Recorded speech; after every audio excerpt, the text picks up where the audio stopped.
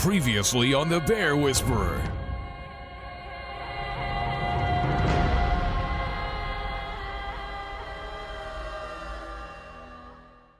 Now, in this situation, if you're in the thick woods, you might be in trouble.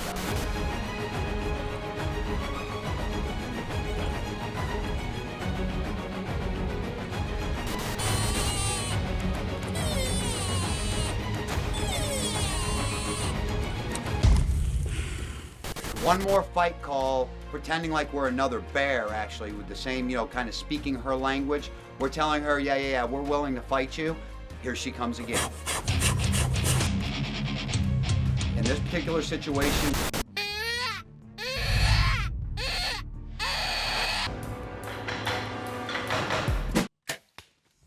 we had our first hunt in the east, the northeast actually.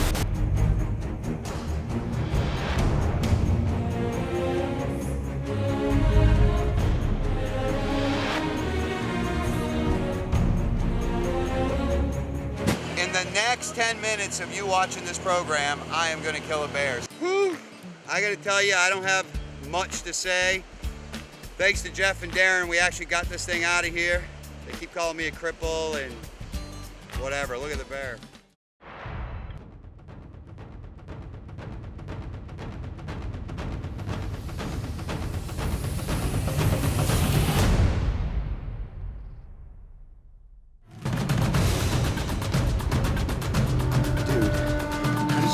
Stuff only happen in me.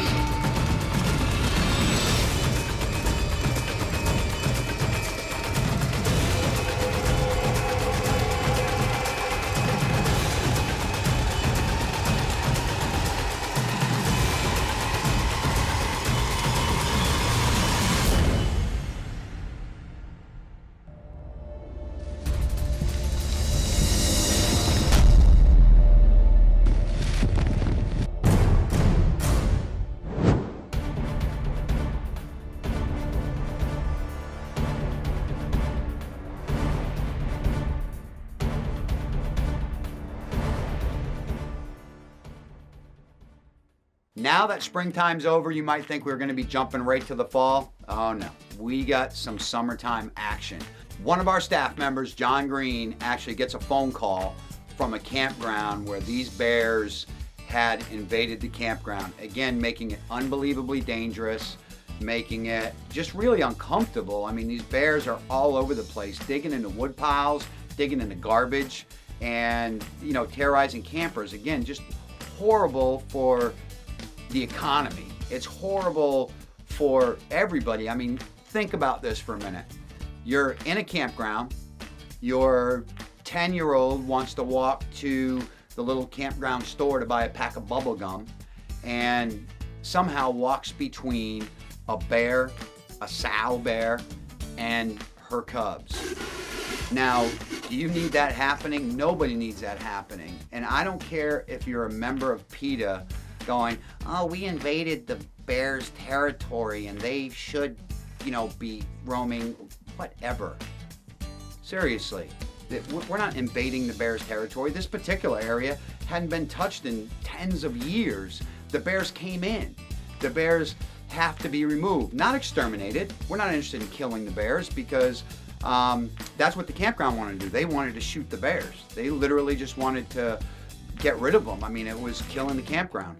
We came in and not to kill the bears, but to totally relocate the bears, to tranquilize them, do something to get them out of there. And John Green happens to have the best bear dogs, maybe in the entire world. Just an absolute lineage of family that John has going way, way back. Their family has trained dogs, raised dogs, and might I add, with the utmost respect. They're not locked outside all the time. I'll get into that in a few later show. But anyway, so the campground calls, says they want to exterminate the bears. We don't want them to dispatch the bears at all. We would like to relocate, at least have the opportunity to relocate the bears. So John heads out, and basically what he needs to do is get these bears in a tree.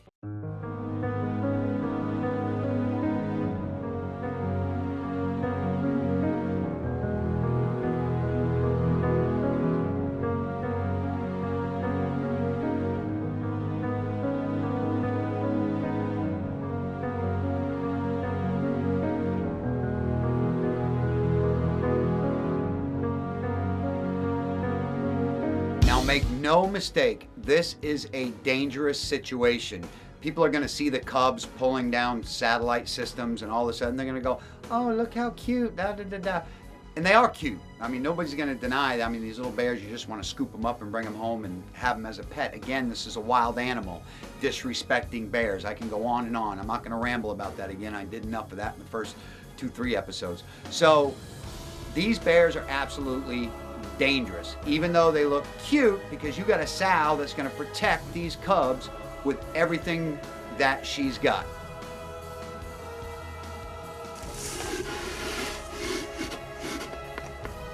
Now see this sow? This sow is telling John he needs to get away. This sow is coming to this campground. John Green is actually filming this sow, and you can hear her blowing at him. She's chomping her teeth. She's doing everything, telling John to get away. Now, just look at this. This isn't some pet. This is a sow that can absolutely leap off of this tree and smash John and tear him up. And this is why these bears need to leave. I mean, they looked all cute in a little music video I just showed, but this sow will absolutely tear John up. And John, respecting the bears, nobody thinks they're cuter, nobody loves them more than me and John, but John backs off. The bear says back off, we back off, but what are you gonna do in this campground? I mean, now what are you gonna do? This is exactly why part of conservation, any biologist will tell you, part of conservation is hunting. Because what happens is when there's not enough food, when there's not enough, forage in the forest, these bears come onto our land. We're not going to their land. They're coming to our land, and they're coming here to eat. They're coming here because there's bird food, because there's trash, because there's all this stuff. They don't have to do this if there was plenty of food out in the forest. And when there's too many bears, just like when there's too many deer, when there's too much wildlife, the wildlife starts to starve to death, and they die slow, painful deaths. And the people from PETA will have you believe that this doesn't need to occur. This doesn't need to occur if we just left them alone. I'm speechless. I hate using the word stupid, but it's stupid. I mean, I'm not going to politely say anything. It's ridiculous. They need to be hunted. They need to be thinned out so that they're not tortured, so they're not dying, starving to death on the mountains. It's almost like as long as we don't see it happen, it's okay for it to happen. Rather than actually taking care of the problem, actually doing conservation, feeding people, feeding yourself, feeding homeless people, and doing the proper thing for conservation. The whole ecosystem balances out because of hunters.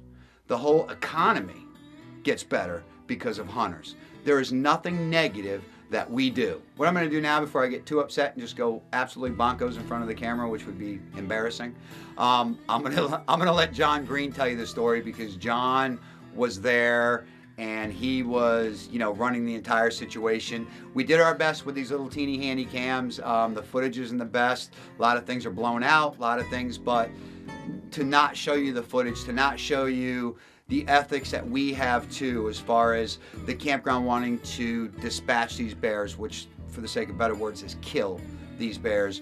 We went in and actually relocated them. Start this off with the campground bears. There was a mother and 4 cubs that kept getting into a campground every night, and then they actually started doing it during the day, which became a problem because the people were out walking around and the bears were out walking around, and that doesn't mix.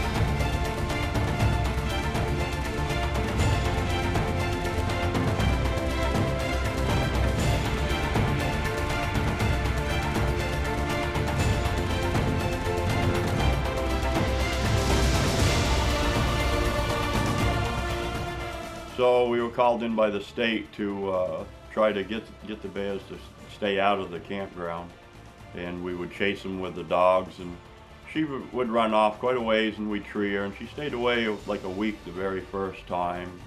The second time we ran her, she stayed away for like 3 days. And then the last time or so that we ran her, she would just climb up a tree right there in the campground and say, ha ha ha, I know you guys are gonna leave in just a little while, and I'll come back down and see if I can find somebody's hamburger or marshmallows. And so the campground owner called me and said that he was going to dispatch the bears that night if they came back again, because he couldn't have them running around in his campground. So I called the state, and they told me if I could tree them within 15 minutes, because it was getting late in the day, if I could have them in a tree within 15 minutes, they could come down and we would tranquilize them and relocate the bears. So I did. I went up, and in 10 minutes I had them treed, because they were right in the campground, and they came down, and we treed them, and we set up a big net.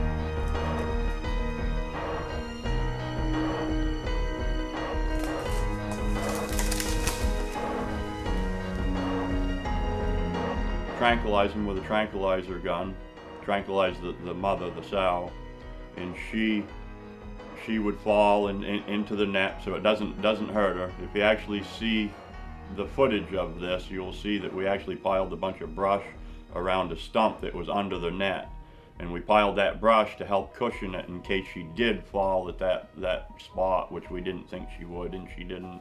We tranquilized her, she fell. Of course, the cubs are still way up in this oak tree, and we can't get them out. So we leave the mother at the base of the tree a little ways away, and we lay there and waited. We were hoping that the cubs would come down, and once they got by the mother, we would rush them and scare them up a hemlock tree that was there, that was a shorter, that we could actually tranquilize them from and catch them when they fell out of the tree. But that didn't work, so we ended up carrying the mother up to a culvert trap that we actually catch the bears in, and we put her in that and actually spread some donuts out, hoping that the cubs would come down and end up getting into the culvert trap, which we had a long rope tied to, and we were way back in one of the campsites hiding behind a picnic table and hoping they would come down into the trap, and we'd just pull the rope and we'd have them all. Well, it went on quite a little while, and we were nervous that the mother might be waking up, so we went down to check on her, and the cubs were gone. We didn't realize that the cubs had even came down out of the tree, and they walked off. So with a little bit of searching, we ended up finding them anyways, and they were in a hemlock tree, and two of the biologists actually climb up, and they would jab one with a jab pole, which has the tranquilizer in it, and he'd hand the jab stick back down to the guy below him in the tree and wait for the cub to fall asleep, and when he fell asleep, it'd fall down and he would catch it, and then he would actually hand that one down to the next guy below him, and then they held him out and actually dropped him to the ground, where the wardens and another biologist held a big sheet out, like you see in the movies when they jump out of the windows.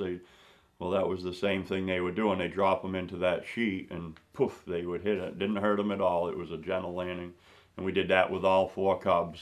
The cubs one was 7.5 pounds, 2 were 13 pounds, and 1 was 19 pounds. And we ended up getting them all and put them in with the mother, and we relocated them. It must have been about 100 miles north of where we were, and we've never heard anything from them since. They were tagged, and and stuff. So if they'd have showed up, we would have known it, and we've never seen them again. So that was the campground bear story. The campground bear story. I love it.